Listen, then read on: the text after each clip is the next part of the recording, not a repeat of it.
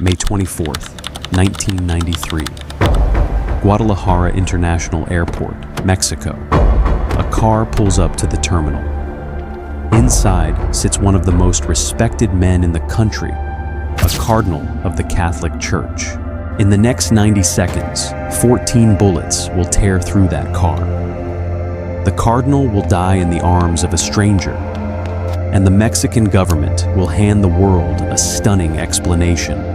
They called it a mistake, a case of mistaken identity in a war between drug cartels. A cardinal, they said, gunned down simply because his car looked like someone else's. But that single, chaotic minute at a regional airport was about to expose the inner workings of one of the most violent criminal dynasties Latin America has ever produced.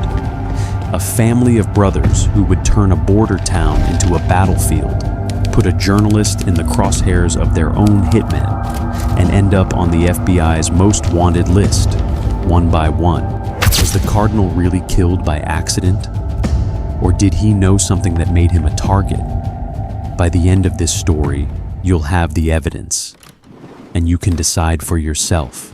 To understand this story, you need to understand geography. Tijuana isn't just a city, it's a gateway, sitting directly across from San Diego, California, funneling more legal traffic between two nations than almost anywhere on Earth. Which means it's also perfect for funneling something else. By the late 1980s, Colombian cocaine was flooding north, and Mexican traffickers controlled the last, most critical leg of the journey. One man controlled almost all of it. Miguel Angel Felix Gallardo, godfather of what was then called the Guadalajara Cartel. In 1989, Mexican authorities arrested Felix Gallardo, and according to multiple accounts from Mexican and US investigators, he made one final fateful decision from behind bars. He carved up his empire like a pizza, handing each territory, each plaza, to a trusted lieutenant or family member. Tijuana went to his own nephews.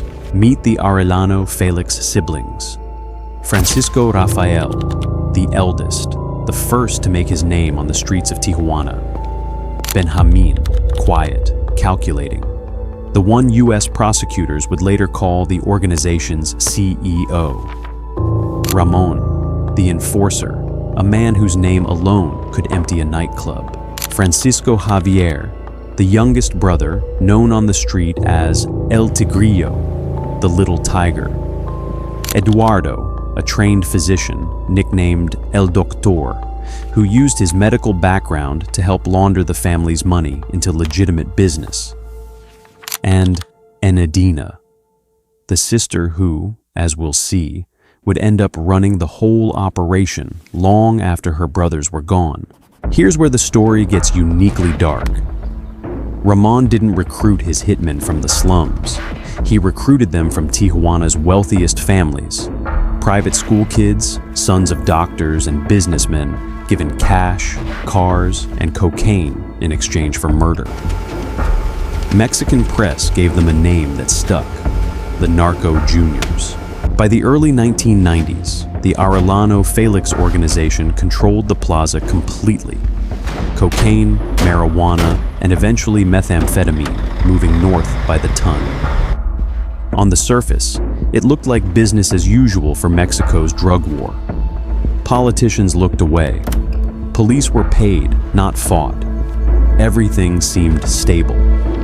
Until a cardinal walked into an airport, May 24th, 1993. Two men are converging on Guadalajara International Airport at almost the same moment, and neither one is aware of the other.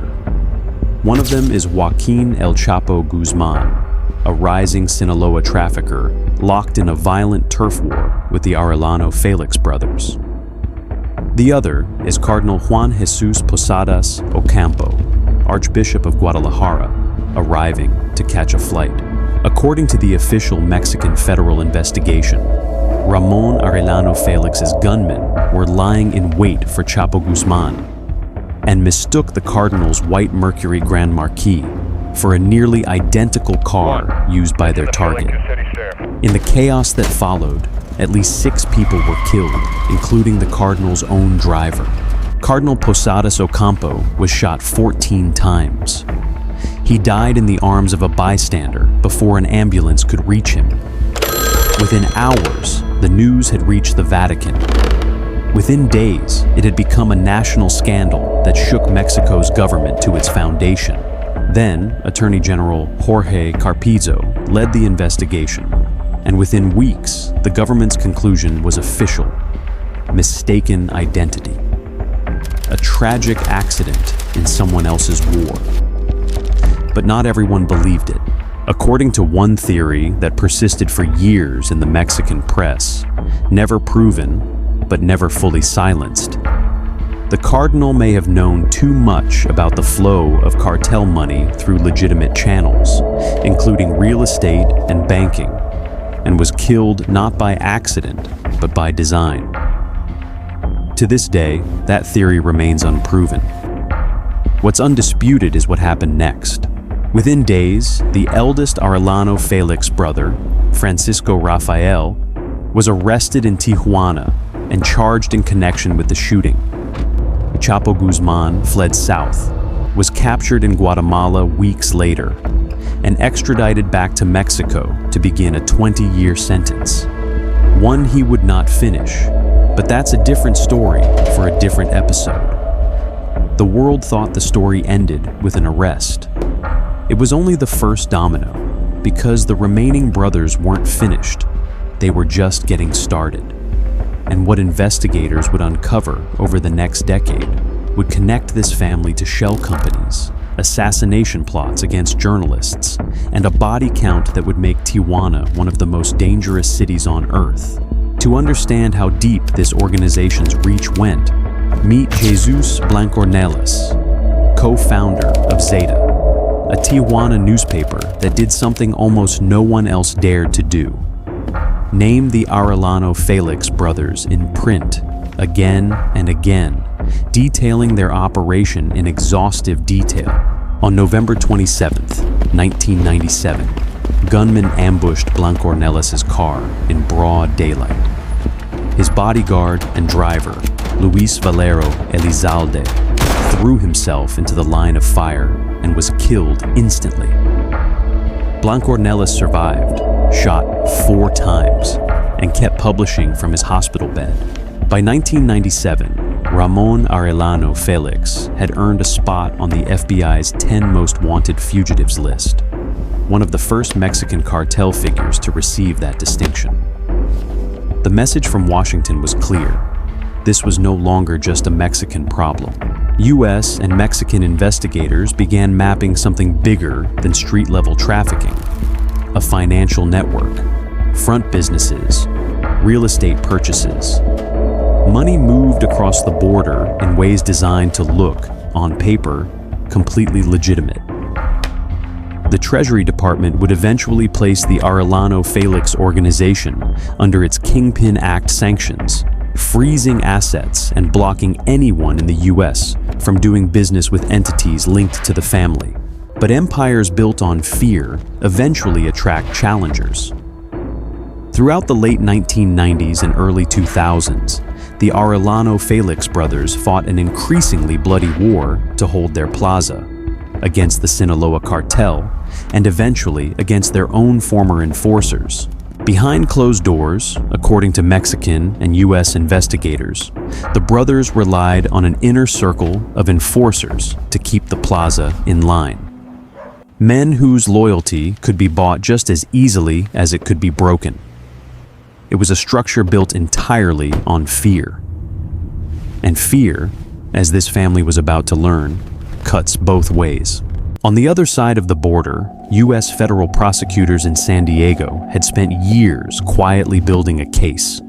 Indictment after indictment, informant after informant, against every brother by name. It was one of the most extensive cartel prosecutions in American history. All they needed now was for one of the brothers to make a mistake. And in February of 2002, within the span of a single month, The empire the Arellano Félix brothers had spent over a decade building was about to collapse. Not slowly, but all at once. February 10th, 2002, Mazatlan, Sinaloa. According to the official account, Ramon Arellano Félix, the most feared enforcer in Mexico, was killed following a confrontation with local police, reportedly after an altercation on the street escalated. The exact details of his final moments remain disputed to this day. What's certain is the outcome. The man on the FBI's most wanted list was dead. Less than a month later, March 9th, 2002, Mexican Army forces captured Benjamin Arellano Félix, the organization's so-called CEO, in the city of Puebla, hundreds of miles from Tijuana. In under 30 days, 2 of the 5 brothers were gone. Open loop. The remaining 3 thought they could hold the line. They were wrong. Command passed to the youngest brother, Francisco Javier, El Tigrillo. But a weakened organization under a hunted leader doesn't stay stable for long. Rival factions smelled blood. Violence in Tijuana spiked. And 4 years later, in August of 2006, El Tigrillo made a decision that would end it all. Francisco Javier Arellano Félix, one of the most wanted men in North America, was caught doing something almost absurdly ordinary: marlin fishing, aboard a boat in international waters off the coast of Baja California. The U.S. Coast Guard, acting on intelligence, intercepted the vessel and took him into custody without a single shot fired.